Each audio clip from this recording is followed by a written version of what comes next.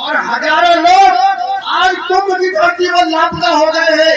लोगों की मांगे उजड़ गई है, लोगों के बच्चे गायब हो गए हैं, लोगों की माताएं गायब हो गई है। वहाँ बिलख रहे हैं, पुलिस कप्तान के पास जा रहे हैं, सीओ के पास जा रहे हैं, दरोगा के पास जा रहे हैं, सारी पुलिस चौकियां छान रहे, सारे हॉस्पिटल छान रहे, लेकिन उनके ना तो माँ बाप का पता है, ना बच्चों का पता है, ना बीवी का पता है, ना आदमी का पता है। हजारों लोग लापता घूम रहे हैं। ऐसी अंधभक्ति से क्या मतलब है?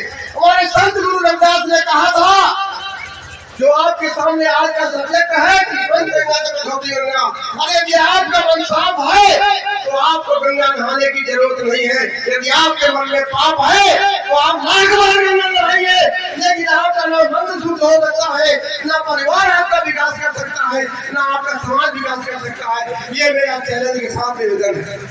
मेरे साथियों, अभी पिछले 18 नवंबर 2025 को हमारी संसद के अंदर हमारे परम पूज्य बाबा साहब भीमराव अम्बेडकर का देश के माननीय गृह मंत्री जी ने उनका अनादर किया है कि यदि आप बाबा साहब का नाम जितने दिन रटोगे उतने दिन यदि भगवान का नाम रटोगे तो आपको मोक्ष प्राप्त हो जाएगी।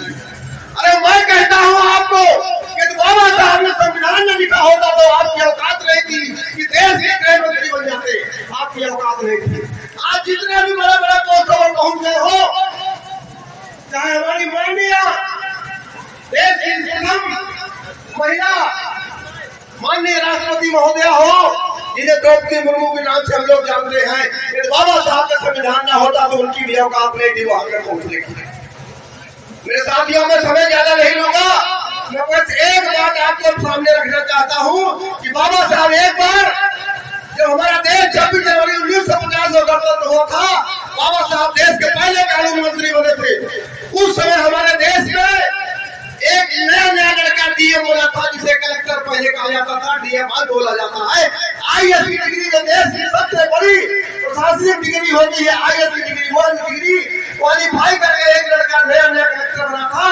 बाबा साहब ने उसको अपने बंगले पर बुलाया और दूसरे दिन वो कलेक्टर अपने पूरे लाल लश्कर के साथ, लाल बत्ती के साथ, पुलिस का लाल लश्कर, आगे गाड़ियां, पीछे गाड़ियां, बाबा साहब के 26 अलीपुर रोड बाबा साहब के जब मिलने गया, वो लड़का बाहर बैठा हुआ था लाल में, और बाबा साहब निकले और बाबा साहब को उसने प्रणाम किया और पूछा कि हे बाबा साहब, मुझे क्या आदेश है, आपने मुझे किस लिए बुलाया है?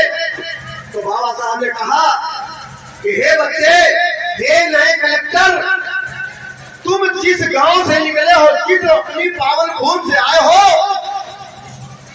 तुम हफ्ते में एक बार अपने गांव इस लाल बत्ती गाड़ी से और पुलिस के लाल लश्कर के साथ अपने गांव के केवल एक चक्कर लगा दिया करो।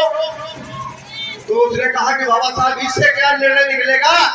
तो बाबा साहब ने कहा, इससे यह निर्णय निकलेगा कि इसी हमारे गांव की धरती से यह बालक आज देश की सबसे बड़ी प्रशासनिक पद पर कलेक्टर बना है, और इसी गांव में खेलता कूदता था और देश की सबसे बड़ी प्रशासनिक पद कलेक्टर बन गया है।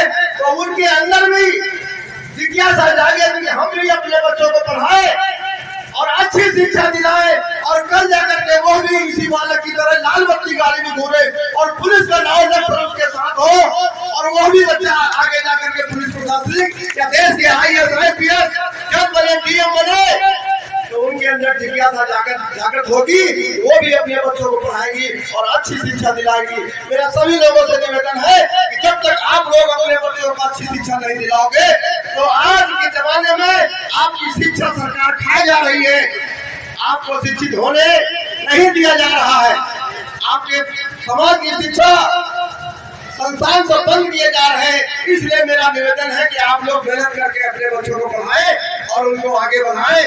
बस मैं संविधान के ऊपर एक बात कहना चाहता हूँ, आपका संविधान आज खतरे में है। यदि आप लोग आगे नहीं आओगे तो आपके हाथ से सब कुछ, शिक्षा, समानता, जो भी है वो आपका चला जाएगा। मैं बस 2 लाइनें कहूंगा कि क्रांति की ज्वाला कभी बुझ नहीं सकती, तिरंगे की शान कभी झुक नहीं सकती।